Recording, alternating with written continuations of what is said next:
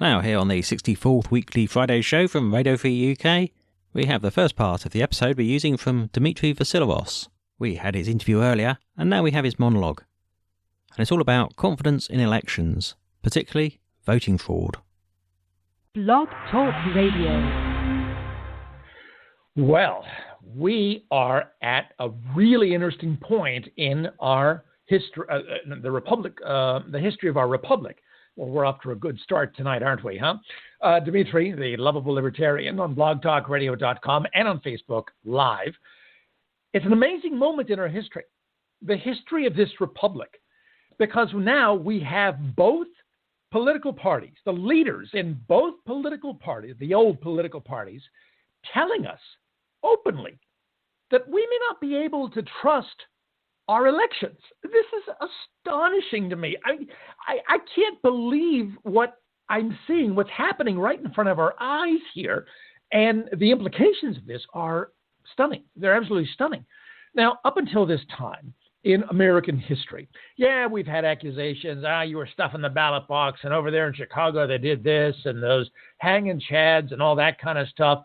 But these were all suspicions and never coming from officials in the two parties. Now, this is really important because when you lose faith in our establishments, in our institutions, then everything falls apart. And I've talked with you about this before regarding different aspects of where we are, where we have devolved as a republic. But now it's gotten so bad. It has gotten to the point now where I don't know where we're going to go next. Can you trust that your vote's going to be counted? Now, a few years ago, my guess is your answer would have been, oh, yeah, sure, of course, absolutely. Yeah.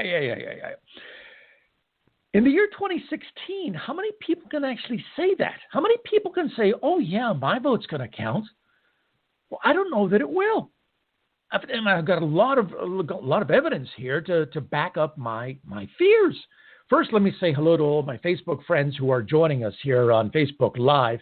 Carl and John and Bob and Robert and Jennifer and William and Devin and David and Kevin. All fantastic. This is wonderful. What we have now, for the first time, I believe, in the history of our republic, our soon-to-be ending republic, if we don't fix this, is you have leaders in both of the old parties, leaders, mind you, saying openly, without any reservations, that, we're not sure we could even count on these elections. Just hear me out here. The FBI discovered not too long ago, although they just released the information yesterday, that 2 states have had their voting systems hacked, Arizona and Illinois. And what's really scary about this is the hacking is bad enough. There's no question about this. But what's even scarier, and the media has either downplayed or pretty much ignored this, but I've actually done some homework here as I've prepped for the show. What's really interesting here is that they're not even thinking that this is some high-tech Russian, super brainiac kind of person, some computer wizard or anything like that. No. The hacking for 2 states, Illinois and Arizona, was very low tech. In other words, it's the kind of hacking that you could do. Or your kid could do. Probably you couldn't do it, but your 9-year-old could do it. Very low tech stuff.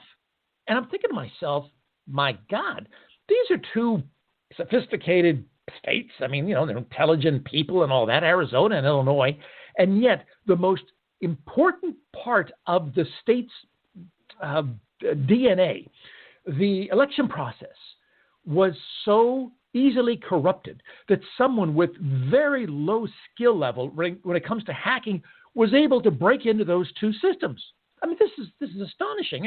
Our problem isn't, some Russian hackers, a million miles away. It could be like your next door neighbor's kid in the basement just, screwing around. It's very low tech stuff. And so what I'm thinking is this, that, well, if these 2 states could have been hacked so easily with so low tech methods, how many other states? How many other states are also being hacked and How many other voting systems are being corrupted throughout our country? Now, that's bad enough. Donald Trump, on the Republican side, Donald Trump has been saying that he is concerned that the election could be rigged. Now, there are lots of different ways to look at rigged.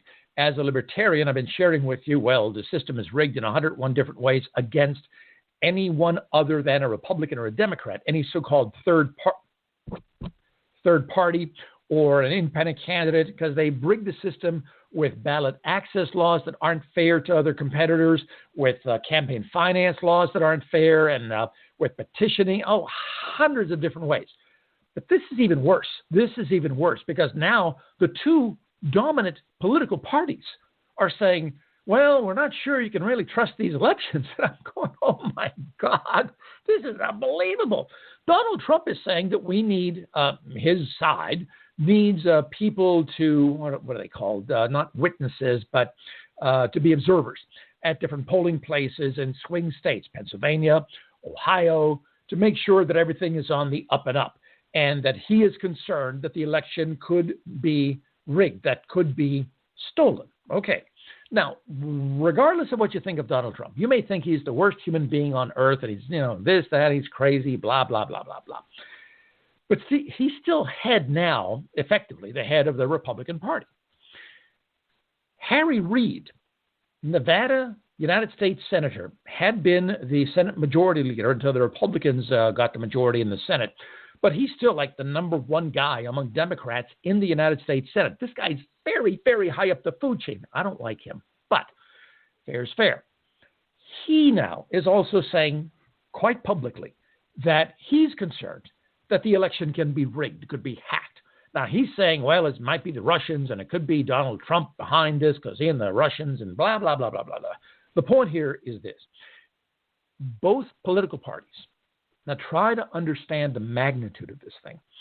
Leaders in both of the dominant political parties, the two parties that control everything, they're both saying, we're not sure we can trust our own elections anymore. I mean, this is just mind-blowing to me. This is mind-blowing. You've got the head of the FBI, James Comey, saying, oh, yes, we take this very seriously and we're doing lots of studying, trying to figure out what's going on. And I'm going, oh, my God. When we lose faith in our institutions, then it's all over. Game, set, match, it's all over.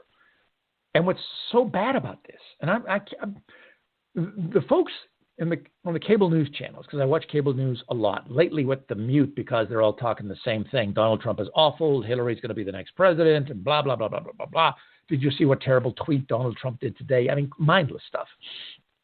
And all the stuff with Hillary's emails, which never ends. Jesus, I'm amazed how this woman can lie. I swear to God. She does it so effortlessly. It's scary. It really is scary.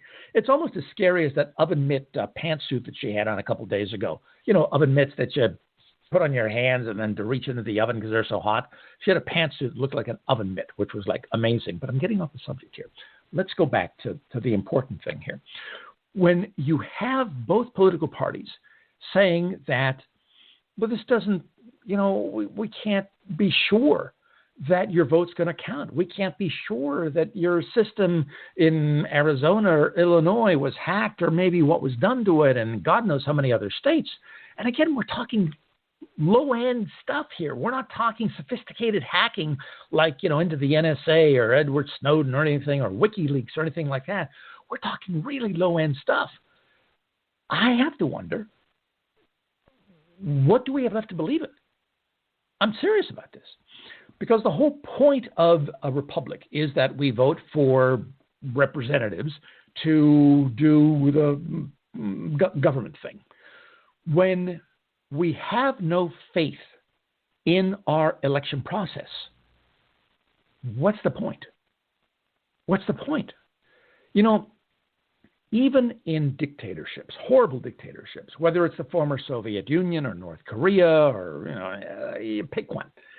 What's really interesting is that even though they're dictators, they have jobs for life and they control the military and anybody gets out of line, they just kill them, kill their families. These are horrible people. Even those people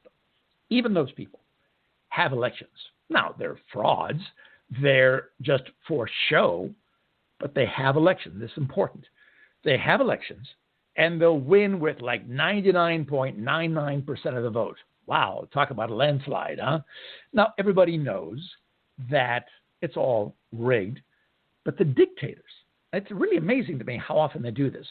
The dictators, not so much the monarchs, because the monarchs say, oh, well, we're a monarchy, we're blessed by God, our families, so we don't have to have elections. But the dictators, they have elections. And because they've got to go through the motions to at least give it the fig leaf of some sort of respectability. It's amazing here in America now, for the first time, you have leaders, really high up leaders in both of the parties saying, I'm not sure we can trust our elections. I'm not really sure. They could be hacked. They could be, rigged in different ways. And we need to get the FBI involved. And we already know of 2 states where the election systems have been hacked, Arizona and Illinois. God knows how many others. Very low-tech stuff. Anybody could do it. And for all we know, maybe they have done it. And they certainly could do it in this election cycle. How would we even know? How would we even know? When we go to these electronic balloting, the computerized election voting process, we're at the mercy of hackers. Now, I don't pretend to know much about high-tech stuff. Clearly, I don't. Why would I? But when you have this kind of a harmonic convergence of all of these things, 2 states have been hacked. The FBI is involved trying to figure out. It's low-tech hacking, so anybody could do it. And you have leaders of both of the old parties saying, well, we're not sure we can trust our own system. What's there left to believe in? What's there left to believe in? So no matter what happens in November, we're going to be scratching our heads, I think, going, was that even real? Was our system hacked? Did my vote even count? And when you start talking like that, and you lose faith in the system, the institution, then why bother following any rules? Why bother following any laws or doing whatever? It's all going to come crashing down. You have to believe in the electoral process if this republic is going to survive. It's sort of like the dollar. The dollar, that green thing that has all those wrinkles and everything in your wallet. You take it out of your purse. Okay, now that's not really money. It's essentially saying that it's a promise that you can redeem this for something of value, gold or silver, whatever it happens to be. The point here is that you have to believe that the dollar has value, that it represents value. Because if you think it's just paper, it's just something that somebody printed, well, you may need 1 million of them in a wheelbarrow to go to the bakery to buy a loaf of bread, like they did back in Germany right before the Nazis took over. So you've got to believe in the dollar, and you've got to believe in the election process. Because if you don't believe in either one of them, chaos, absolute chaos. And that's where we are right now. And please understand, I'm not someone who's always, doom and gloom and, the world's coming to an end and everything. None of that stuff. But what's been happening in the past few years, and especially this year, is we have come to a tipping point in the history of our republic, in our existence as a republic, where for the first time, we don't trust our institutions. Now, it's one thing to say we don't trust our Republican politicians or our Democrat politicians, and, we'll get rid of these guys and put those guys in and this, that, and the other. But the system is sound. It's bigger than all of this stuff. Not anymore. Our institutions, whether it's the government, whether it's the election process, whether it's Wall Street, whether it's the banking system, who has any faith in any of these things anymore? Think about it. The leaders of our 2 parties don't have faith in the election process.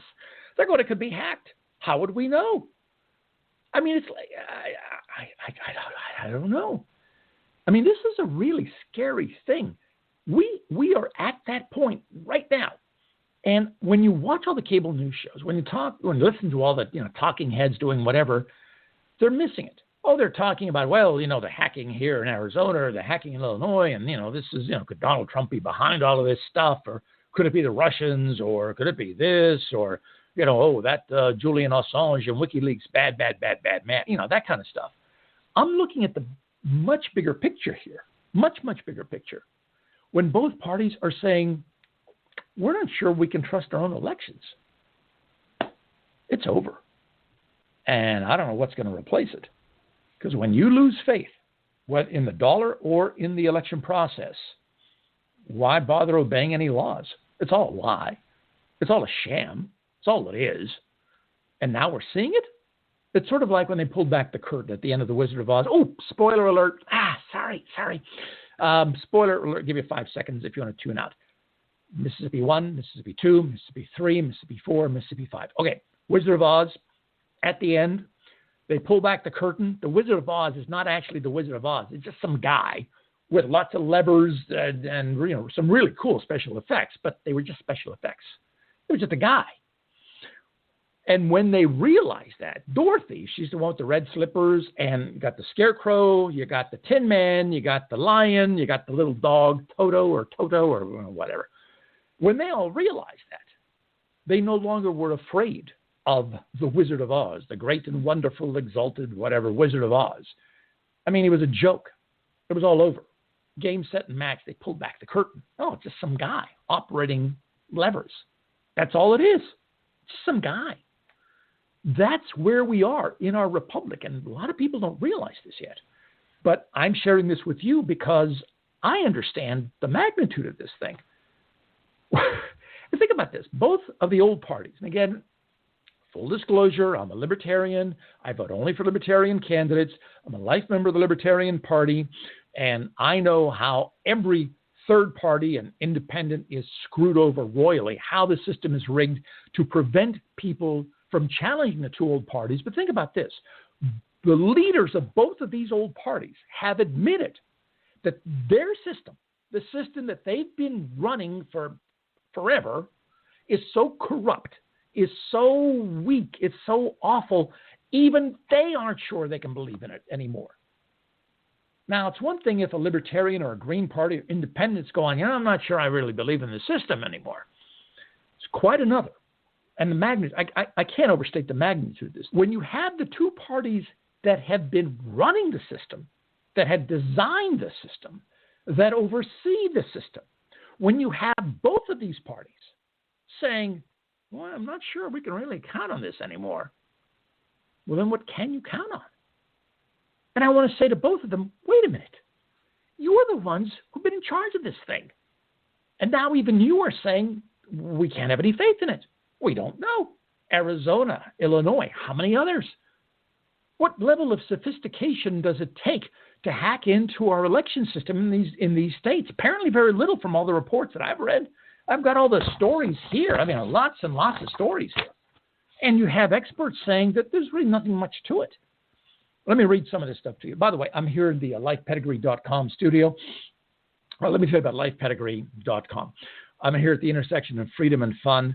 Lifepedigree.com is great if you own a business and you have people sending you resumes, whether in snail mail or by email or whatever it happens to be, because when you get these resumes, you've got to read through them, try to figure out who's telling the truth and who isn't, and it's just so hard, and your eyes glaze over. And then who do you call to check on their military records? Who do you check to call on to make sure they weren't in prison? Who do you call on to see if they were really working for this company and now this company has become that company? And then who do you call at that company to see if that person's telling the truth? And on and on and on. Who has time for this, even if you knew how to do it? Well, just send the resumes to lifepedigree.com, and lifepedigree.com for a very small price. Very small, because the economies of scale. They do this for a living. They'll check everything out, and then they'll put the seal of approval on the resumes, the ones that check out, and they'll send them all back to you saying, hey, here are the ones that actually check out. Why don't you hire somebody from one of these resumes? And that way you increase your chances of getting a good employee, somebody who's not lying. So here's what I want you to do. Email lifepedigree.com with any resumes that your company gets. Here's the address, sales@lifepedigree.com. lifepedigree.com. Sales at lifepedigree.com. In the subject line, put in my name, Dimitri. That's with 3 I's. Dimitri. The reason for that is that they will know that you're coming from the Dimitri ecosystem, which is blogtalkradio.com, Facebook Live, Twitter. They've checked out all my friends and followers and listeners and everything. They know that I have only legit followers. I don't have those spammy hoax accounts, nothing like that. So please do that. And for a very small price, they'll get you the right information about who's telling you the truth. Sales at lifepedigree.com. I know these people. These are good people. It's a wonderful idea. Please do so. All right. So now we have that. By the way, we do this Monday through Friday, 9 p.m. Eastern Time, weeknights on blogtalkradio.com and on Facebook Live. And I've got a great interview for you this evening. If you were wondering about getting into the marijuana business, the weed business, the THC, I think it's called THC. Is that what it's called? The marijuana something. Anyway, I think, hold on. I actually had that here. Hold on a second. Let me see. What did I do with this thing now? Where's is it THC? Yes, THC. All right. I've got a great guest for you tonight. Great interview. You don't know the guy's name. You won't recognize it. He's a lawyer, and he's based in Cleveland, and he works with this law firm also in Cleveland. I forgot to ask East Side or West Side. I'm guessing East Side. They're smarter there usually. Anyway, the THC legal group. Legal group? I think it's called that. Anyway, THC, that's the important thing. Law or legal. In fact, I might as well tell you the name. Hold on a second here. Boy, how professional do I sound tonight? All right. It's the THC Legal Group. I got it right, sort of. If you want to get into the weed business, you're going to need a lawyer. And here's the crazy part with marijuana. Some states have legalized different versions of it. Medical marijuana, 2 states, Colorado and Washington, I think, you can actually have, you don't get arrested if you use, I forget what the laws are, but it's pretty lax there. And each state is different. But the federal government, under Barack Obama, the guy who smoked all that weed and all that, the federal government is saying, oh, no. This is still, the most horrible drug in the world, marijuana, and we're not going to change any of our rules, but we're not going to enforce them either. Now, the next administration, whoever that is, what's going to happen, God only knows. So you got this weird thing. You got some states saying, yeah. I mean, legalizing weed sort of kind of is okay. You got other states saying no. You got the federal government saying no, but we're not going to enforce it. So pretty soon people start losing their minds over this. You need a lawyer. This firm specializes, it's really quite amazing. This firm specializes in the marijuana business. And let me tell you, this is quite a business. You've got all sorts of things, copyright laws. You've got, and different types of strains of marijuana that you can grow and different inventions so that you can grow marijuana a certain way. And if you can patent this invention, then maybe you can corner the market. It's just amazing stuff. It's absolutely amazing stuff. It's amazing to me because I don't do drugs. I don't drink alcohol. I don't do drugs. I'm just not into that stuff. I'm crazy enough as it is, without any additional stuff. I don't need anything else up here. All the snakes fighting each other, it's bad enough. I don't need alcohol. I don't need drugs. But to me, as an outsider, it's still fascinating. So you've got this thing here, this new business, marijuana, that's flourishing in lots of different states. But there are a lot of legal issues. And so I interviewed this guy, this lawyer, Abe Cohn, with the THC Legal Group, and asked him all sorts of questions about the nuts and bolts of the marijuana business and why you would need a lawyer. And we're not talking about a lawyer to bail you out of jail. No. We're talking about the business end of it. It's really quite fascinating. I've not heard anybody else do interviews like this. So I've got, I think, a really good one for you. And it's something that I don't think you can hear anywhere else. So make sure that you stick with me after we end this monologue here and listen on Blog Talk Radio, the part of the simulstream here, for this interview. THC Legal Group in Cleveland. And any question that you might have regarding the marijuana business, if you're thinking of getting into it, it's like, I wonder what I need to do. Well, call this law firm. They'll tell you. It's amazing stuff. All right, back to this. In fact, let's see what our Facebook friends are saying here. Okay, Joan and Karen, Bob, Robert, just going down the list. Devin, they've gotten to the point that they don't care about what we think of them anymore. They're smarter than us. That's true, Devin. As I pointed out before as well, a lot of the insiders have actually stopped pretending that the system isn't rigged, that they aren't really in charge of everything. They're pretty much saying, okay, with social media and all that, you're on to us, you caught us. What are you going to do about it? That's true. But this is even more important than that, because if we lose faith in the election system, everything comes crashing down. Why would you obey any law? Why would I obey any law? We all know, we assume, we fear, we suspect that our vote didn't even count because it was easily hacked or because they changed the way the votes are counted. A few years ago, there were people raising serious concerns about electronic voting, saying that there's no type of a paper trail to check that the machines haven't been hacked and rigged in certain ways. And at that point, I didn't pay a whole lot of attention to them because, again, I'm not a technical guy. And, you get an awful lot of people hounding you saying, there could be conspiracy here, conspiracy there, and this, that, and the other. And yeah, sometimes they're right, but you never know which ones are right. And if you don't have enough expertise, then, it's kind of tough you don't know what to believe. But now, take a look at something as simple as the DNC, the Democratic National Committee. I mean, they were hacked. All their emails were hacked. The FBI is saying that it is probable, very likely, that the emails that she and the others had on their private server, on Hillary Clinton's private server, could very well have been hacked. And again, you don't even know. It's just you just don't know. And now, with all these states, and in fact, let me get one of these here. The Daily Beast had a good story here. Just bear with me here. Okay, here's the guy. His name is David Hyman, and he's a former assistant secretary at the Homeland Security Department. He told the Daily Beast that I think it's fair to say that there are more states out there that have been hacked and don't know it, or that are being hacked and are trying to deal with it quietly. Again, this is not me. I'm not a fearmonger or anything like that. This is a former assistant secretary for the Homeland Security Department saying this. And he's saying this very matter-of-factly to the Daily Beast. It's like there are states, maybe Pennsylvania, West Virginia, Ohio, whatever, that don't even know they're being hacked. I mean, think about it. The DNC did not know for a year that it was hacked. And all their emails were gone. A year they didn't know this. And they're one of the two old parties that are running the show here. I mean, this is really bad stuff here. Stealing file, the headline for the Daily Beast story. Stealing voter, again, the Daily Beast, for those who don't know, this is not some right-wing crazy, thing like that.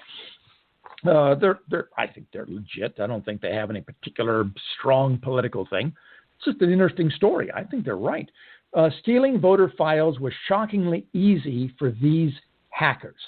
And again, the guy that I mentioned a few seconds ago, the former DHS official, he said, I think it's fair to say that there are more states out there that have been hacked and don't know it. It's really amazing. Let's see here.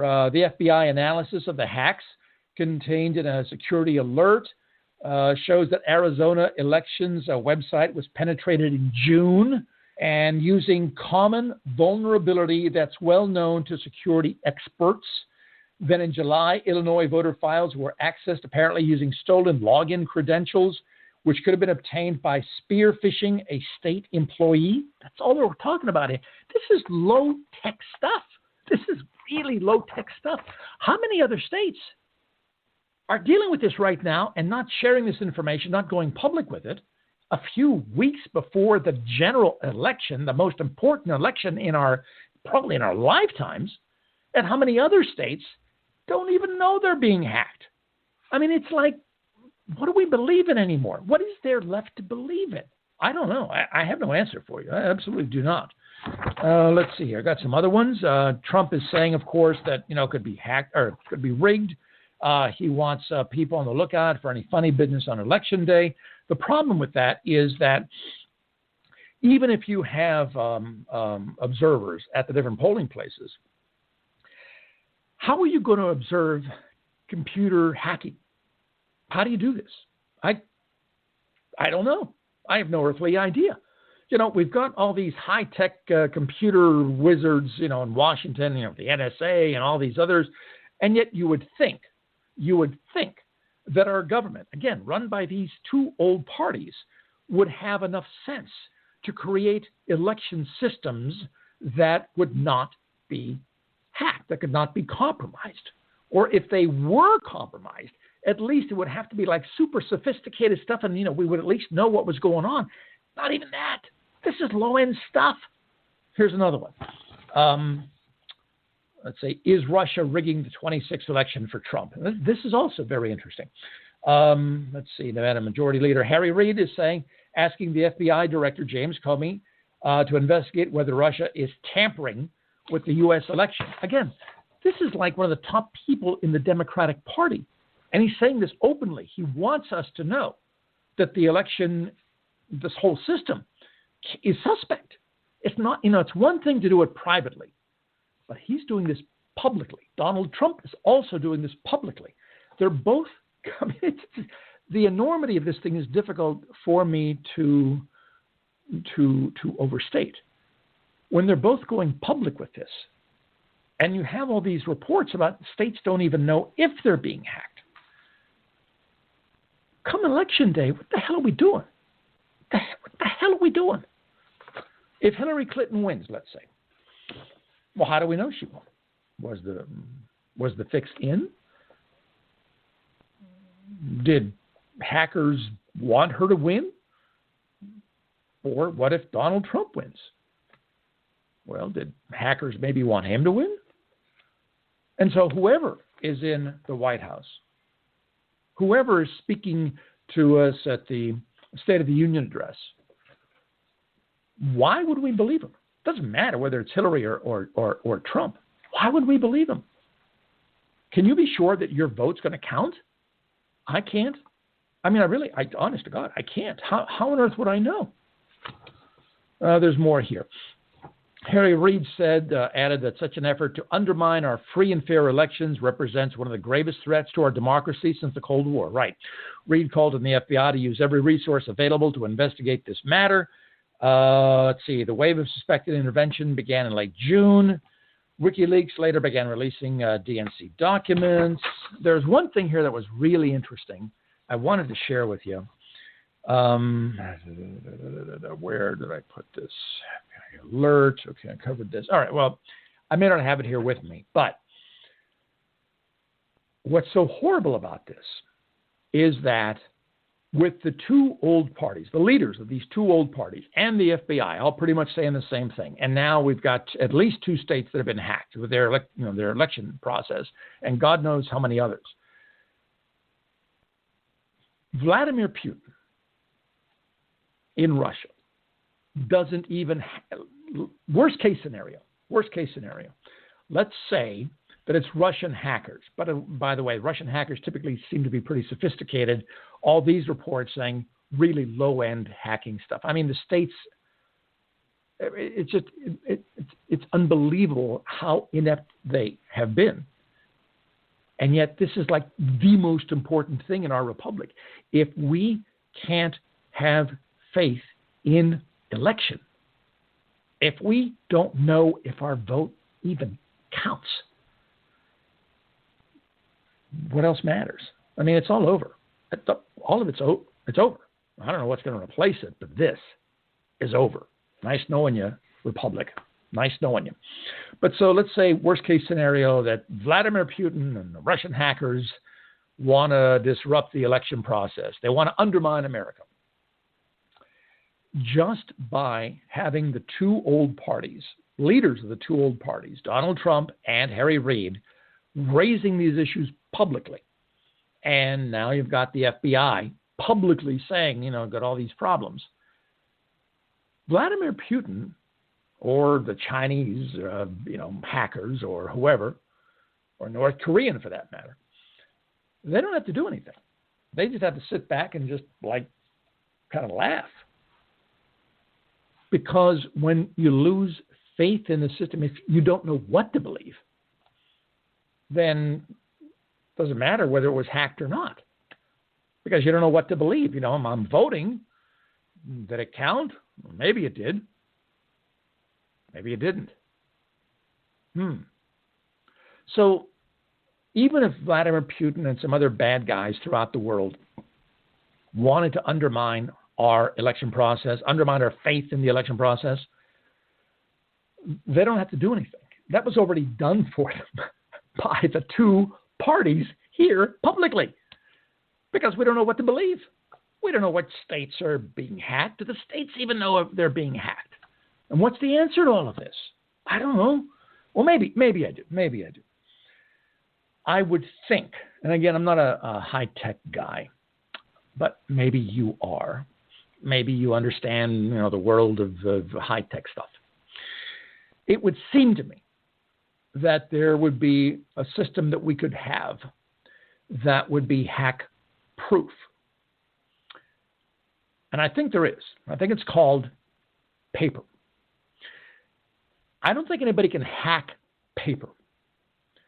I'm thinking that maybe the best system to preserve what's left of the integrity of the election process is to have paper ballots, but to have a system of paper ballots that is as close to foolproof as humans can make it. Now, there's always a chance someone's going to figure out something, but it's going to be unlikely.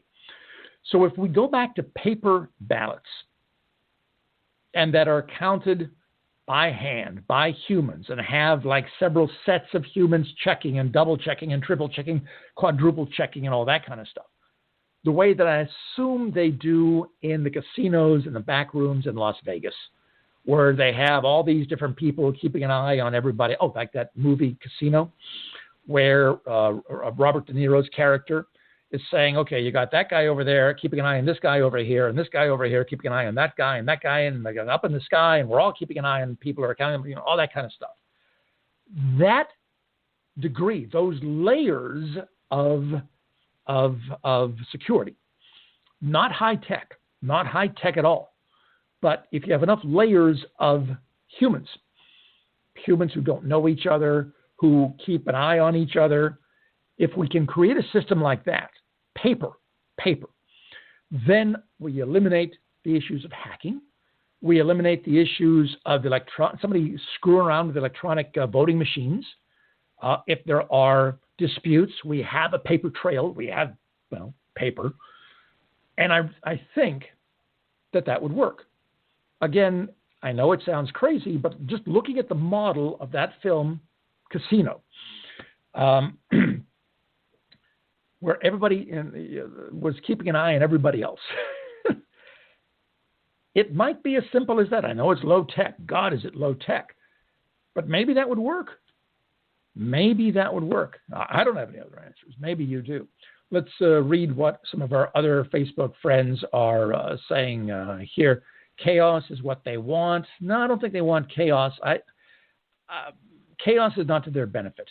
The two old parties, and really the elites, the one thing that the elites have to have in order to stay in power is that we have to still believe in the institutions.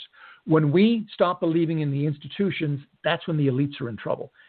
I don't think they understand that, because now with the elections, the systems being hacked and rigged and all that, if we don't have any faith, honestly, as I sit here talking to you on blogtalkradio.com and on Facebook Live, which I do every weeknight, 9 p.m. Eastern Time, when I go to vote,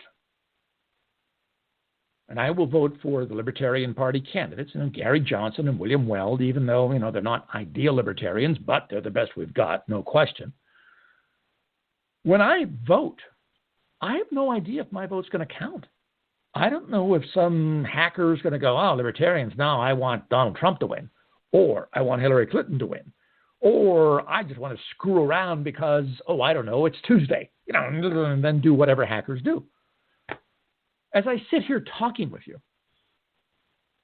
and I'm not saying this to be overly dramatic or anything like that, as I sit here talking to you, I honest to God don't know if my vote's going to count. For all I know, this state could be being hacked, or maybe was hacked, and remote controlled by hackers wherever, and they may have already put in software or done certain things so that my vote is meaningless. I don't know. I don't know what to believe anymore. And when that happens, I'm telling you, it's game, set, and match. It's over. It's over. The thing that was so striking to me, and continues to be so striking, it's one thing for the two old parties to say this privately, to go, hey, we got some issues here. We got to get these things worked out. But when they both go public, it's almost as if they want the system, although I don't think they understand. If I had to guess, I don't think they understand the magnitude of their actions. Because what they're essentially saying is, we can't believe in anything. And when that happens, well, if we can't believe in anything, we can't believe in you, now can we? I don't think they got that yet. We'll see. Let's see, Robert, ourselves, that's why I don't vote. I am my leader. Okay. Devin, they got to the point. They don't care. Okay. John, 20 trillion in debt, stuff hitting the fan, chaos, pick up the pieces. Yeah, but what's going to replace the republic? That's the question. What's going to replace this republic? We've lost a lot of respect, probably all of our faith in Wall Street.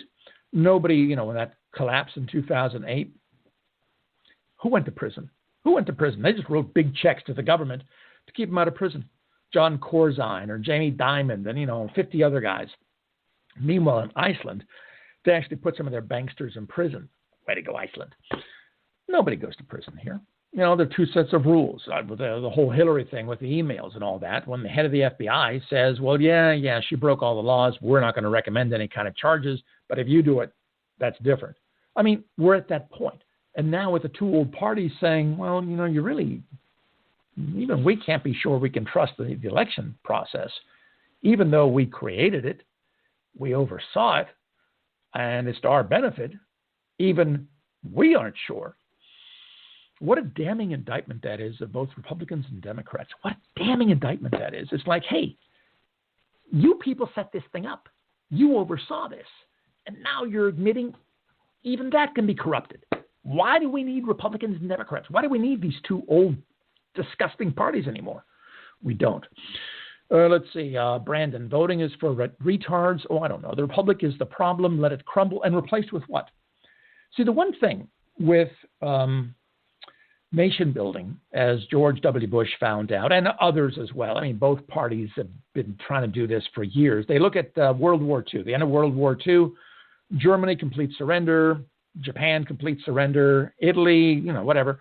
And they go, well, we had nation building there, and look how well that turned out, so I guess we can do nation building everywhere else. Well, we haven't done nation building anywhere else successfully since World War II. We've had failures. Oh, my God, have we had failures. See, and the one thing with nation building is like when Hillary Clinton was the Secretary of State, her thing was to get rid of Gaddafi, the head of Libya, who was a bad guy. There's no question. But when you get rid of Gaddafi, or with George W. Bush, getting rid of Saddam Hussein, again, both parties do this stuff all the time. When you get rid of bad guys, or when the republic collapses here, the one thing that you can't control, you could try, but you can't control it, is what's going to replace it? What replaces it? What makes you think that the replacement is going to be better? For all we know, it could be 10 times worse. Libya, as bad as Gaddafi was, now it's chaos, and essentially there are different ISIS groups that are pretty much running the show there. Iraq, and so many other places. Oh, Egypt. Egypt had, this is so pathetic. Egypt had one election in 7,000 years. One election. And they screwed it up. They ended up getting the Muslim Brotherhood guy in there, and then the army was going crazy, and then they overthrew him and all this. One election, and they screwed it up in 7,000 years, and they screw it up. You never know what's going to replace them. You have no idea what's going to replace them. So I am actually quite concerned. It's like, oh my God. But I understand the big picture here. And most folks, at least that I've watched TV and all that, when they're pundits, they're talking like little, well, there's Arizona and Illinois, and maybe we can do this. And meanwhile, I'm going, don't you understand what has happened? Both parties are confessing that they can't trust the whole system that they created to get them elected, to keep them in office. They've undermined their authority. It's just amazing. I mean, ask your friends and neighbors. I'm curious. I don't know what the answer is, but ask your friends and neighbors if you want. When you go to vote on election day, do you think your vote's going to count? Do you think that it will actually not be corrupted, that it will count as your one vote for whoever? I can't say that. I hope it will, but I can't say that. Why would I have any faith in the election process when the head of the Republican Party and one of the heads of the Democratic Party are both saying, I'm not sure I'm not sure the system works. This is bad stuff. We're at a tipping point, and I don't know what's going to happen next. I really don't. But we are at a tipping point, and it's kind of scary stuff. Jerry is joining us. Okay, Brandon, democracy is violence. Well, government can be violence. R. Hamilton Gray, thanks for joining us. There's much to worry about when it comes to the security of our elections, right? But when anyone wants to do something, they're called paranoid. Well, there's a lot of truth to that, R. Hamilton Gray. There's no question. But there's less paranoia now about that. A few years ago, you could have said, oh, those people in the tinfoil hats, they just think everything is rigged. Well, it turns out a lot of stuff is rigged. And now we're seeing it. And it's like, oh, my God. Even just a few months ago, Bernie Sanders and his people were saying it was rigged. The Democratic primaries were rigged. When we get the WikiLeaks emails, turns out they were right. They weren't just tinfoil hats. They were right. Of course it was rigged. By the way, Debbie Wasserman Schultz, who finally had to resign, even though she was helping to rig the process for Hillary Clinton, she gets rewarded by being the honorary co-chair of the Hillary Clinton campaign. You talk about Hillary Clinton rubbing our noses in it. Oh, my God. Oh, my God. Jennifer, what he said, it's dangling chads all over again. It's worse than dangling chads because at least dangling chads gave us the illusion that it wasn't rigged, where you could have honest disagreements. But hacking, there's no disagreement about hacking. The FBI says, oh, yeah, they were hacked, and it was low-end hacking, too. That's how bad it is. How many other states have the same problem? I'll bet you most of them do. I'll bet you most of them if they are hacked. And why wouldn't they be? For example, let me think about this. Let's say you're in your mom's basement, and you've got your computer, your PC, and you know how to hack. Well, you read that low-end hackers were able to get into the voting systems of two states, Arizona and Illinois, and you're going, well, that was pretty easy. Wonder if I could do that. Not those two, but let's see, we've got 48 other states. Plus you got Puerto Rico, you got Guam, you got the Virgin Islands, whatever other territories are out there. I might have some fun. Let me just drink my Mountain Dew here and, or my Red Bull, because it gives you wings. And let's see what I can do. I wouldn't be surprised, now that this story has come out, if hackers, either for fun or not for fun, are going to go, well, let's see if I can break into Pennsylvania, Ohio, West Virginia, North Carolina, Florida, some other swing states. Swing states, hey, I could help determine the next election. Because swing states, the vote's going to be pretty close. And if I just fiddled around with a few counties and a few votes here and there, I could tip the election to this person or that person. And that one state could make the difference in who gets 270 electoral college votes. I, low-end hacker, in mom's basement, drinking Red Bull, because it gives me wings, I could pick President of the United States. And they wouldn't even know. Now, I'll bet you people are thinking like that. Because if I'm thinking like that, why wouldn't they? Have some fun. Have some power. Doesn't take much. We just learned that from these states. I mean, it is potentially, I think, that bad. Geraldine joining us. Brandon, why not give up on statism and embrace self-ownership? I think that is a wonderful concept. I'd like to see the specifics on that. I think voting, if you're a libertarian, you want government to be the right size. You actually believe in the Constitution. At least most libertarians do. Dr. Ron Paul certainly does, and I think that's a pretty good start. If we could just reduce the size of government to its bare minimum, it's a good start. And then we can have discussions about where to go from there. But to get even to that point, to reduce government to its right size, to get it reduced so that it actually fits in the Constitution, thank you, Harry Brown, that's going to be a major challenge. But if we ever get to that point, then the next step could be, what can we do to have more of a volunteerism type society or whatever? Good steps, good questions. F elections, start acting like you own yourself. Well, the only problem with ignoring elections is that elections don't ignore you. See, that's the problem. And if you don't get involved to stop the bad guys, they will use democracy. They will use voting to screw you over. And then you're doomed. So no, the idea of, well, we don't vote. You got to vote the right way, in my opinion, is only for libertarians, because we're the only ones who actually want to reduce government down to its right size. So we disagree there, but thank you. Kevin, Democrats are just saying that, just to respond to Trump saying this in case who wins for a recount, rigging, whatever the reasons, it don't matter. You may very well be right, but it doesn't matter. The moment that the two old parties publicly say that we're not sure we can count on this system, it's over. We lose faith in it. Doesn't matter what the motives are. Brand, okay, Barbara, Nicholas, statism is chaos, you emasculated dupe. Is Brandon referring to me as an emasculated dupe?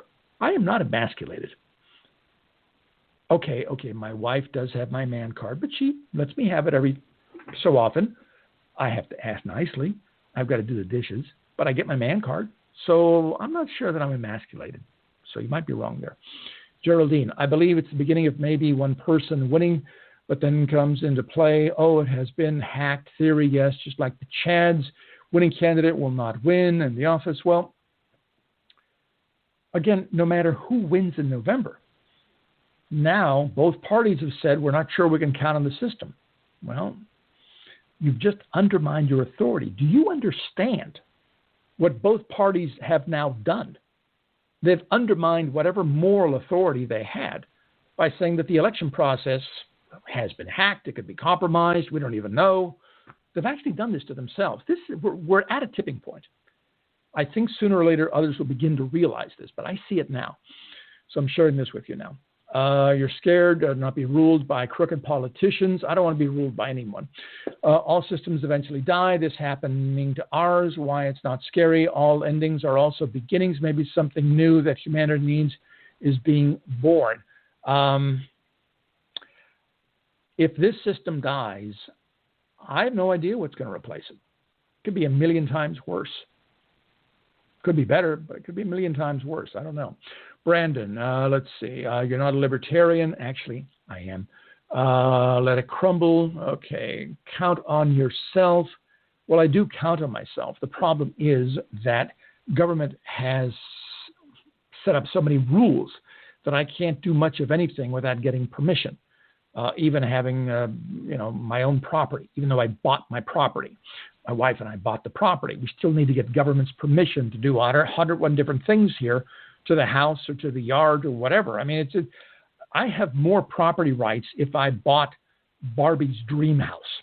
If I bought that, I think it's called Barbie's dream house, I could do whatever I want with Barbie's dream house. But I can't do that with my real house, even though I bought that too, because there's so many rules and regulations. And THC, Jennifer, right, THC, right. Okay, got a guy. Okay, Janet, Anthony, maybe we need to go back to pencil and paper. Well, yeah, certainly paper. I think that's the way to go. But have layers of people overseeing everything, like in casino. And Robert De Niro is saying, okay, that guy's keeping an eye on that guy, and that guy's keeping an eye on this guy, and this guy's keeping an eye on that guy, and that guy's keeping an eye on this guy, and this. I think that would work. Wouldn't be hacked. It'd be virtually impossible to try to bribe people because there's so many different layers. Might be the way to go, because you need to establish faith in the election process, because if you don't have that, you don't have the democracy. You don't have a republic. You've got nothing, and it's just ready to collapse. Because, again, tonight, as I'm talking to you, I don't know that my vote's even going to be counted. How would I know? I don't have any faith anymore. Don't take my word for it. Take the word of Donald Trump and Senator Harry Reid. Ken's joining us. Dan, Kevin, screw Russia and China. We are the United States of America. Well, yeah, and it could very well be that these low-end hackers weren't from Russia or China. They could be next door in, the house next door. This was low-end stuff. Could have been done by anybody. And my guess is, now that the word is out, a lot of other people are going to be doing this. Low-end hackers going, for fun or not for fun. Let's see if we can break into the election process of every state. How many states can we break into?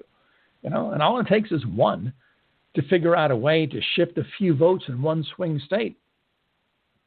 That one hacker, try to wrap your ears around this. That one hacker, in theory, low-end hacker, could, by shifting around a few votes in one swing state, pick the next president of the United States. Our system is that tenuous. It is that vulnerable. One kid playing around, hacking into North Carolina or Florida. Move a few votes in a few counties. It's a real close race with Hillary and Donald Trump, and a few votes here, a few votes there, and hey, I can pick the next president of the United States because it's all coming down to Florida or to North Carolina or to Ohio or one swing state. That's all it takes, in theory. I don't think it's that implausible, frankly. Keith, it's primary election day in Arizona. We use a felt tip pen to connect the pointer and tail of an arrow next to the candidate name on a large sheet of cardstock. Okay, that's great, but the system there in Arizona was hacked. And Illinois was hacked. So there are other elements of the voting. I'm not sophisticated. I don't know what they are, but they were hacked. And so God only knows. Maybe you're doing the balloting. Maybe the hackers eliminated voters from the voting rolls. They could have done 101 different things. Who the hell knows? So you actually want McCain? No, I don't want McCain. I wonder if Britain would take us back. Well, considering, Geraldine, considering how Britain is these days, I'm not sure I'd want to go back there. Although that Nigel guy is kind of interesting. And also that Boris guy who was the mayor of London, who's got that wild hair like Donald Trump. He's actually a funny guy. But I don't want to go back to England. I want to, you know what I want to do? I want to go back to the way it was when our founding fathers were here. I want all the modern conveniences, like, floss and internet. But the idea that the founding fathers had, I'd like to go back to that. Not to go back to England, but go back to that. Sounds like a cover for election fraud. Whenever it might be discovered, blame it on hackers. And that's the other thing. In fact, Dan's bringing up a very good point. He's saying that, it could be just a cover story. Both of the parties now. Again, the key here is they both have gone public that, the system can't be trusted. And so what Dan is bringing up a great point.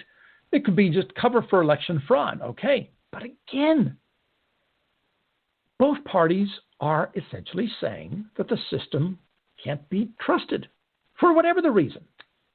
If it's a cover story or whatever, but the bottom line is they're both saying, well, we can't trust the system. It's crazy. Modern life, floss, and internet, exactly. What more do you need? Kathy is saying simple, one's own intelligence. I'm not quite sure what that means. Kathy doesn't think I have much in the way of intelligence because I've read some of her posts or comments toward me. Oh, man.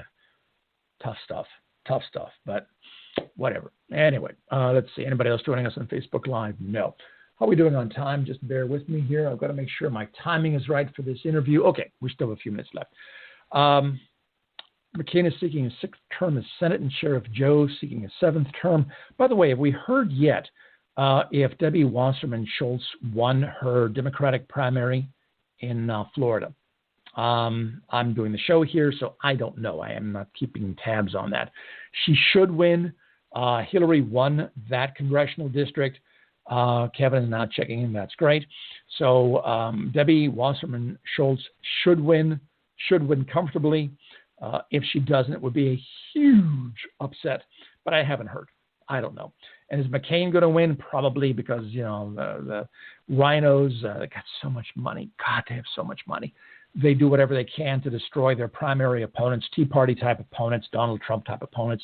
So my guess is McCain's going to win. My guess is Debbie Wasserman Schultz is going to win as well. But we'll see. And if not, well, won't these be great stories? All right. So that's it for this part of it. But I promised I would tell you something that I forgot to tell you yesterday. I told the beginning of yesterday's show here on One Dimitri Radio about this snowman that my wife bought. And I came home Saturday. Was it Saturday? I guess it was Saturday. Anyway, I was exhausted. I laid on the couch and I heard this weird noise. And it was Friday night. That was it. Friday night. I came home from PCNC. That was it. And laid on the couch and I was going, what is that weird noise? And she had a surprise. Turns out it was a snowman. That she plugged in, and the snowman's arms moved, and I was listening. I was actually hearing that noise, didn't know what it was, and I looked at it because my wife's like a little crazy, especially when it comes to snowmen and frogs. Mostly those two things, snowmen and frogs, and it's just you got your Anyway, Saturday morning when she went out to buy stamps at the post office. Yes, some people actually still buy stamps. I did a Facebook Live special edition from my kitchen where the snowman was plugged in. And I showed you the snowman, and I reached for a knife because I wanted to kill it the night before, but I was afraid my wife would jump me, so I decided not to do it.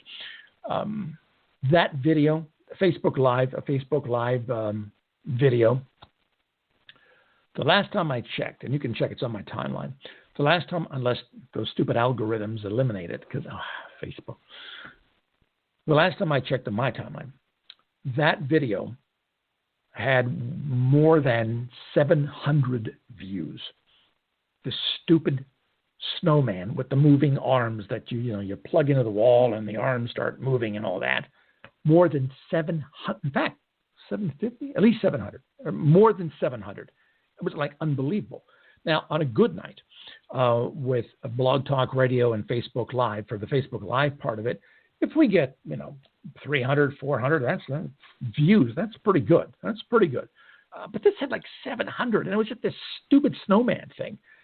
I don't know what it is, but when I do like these stupid Facebook Live, stupid videos, I call them, whether it's the hummingbirds in the back, or some stupid thing that I've done here in the house, or my wife has done something crazy.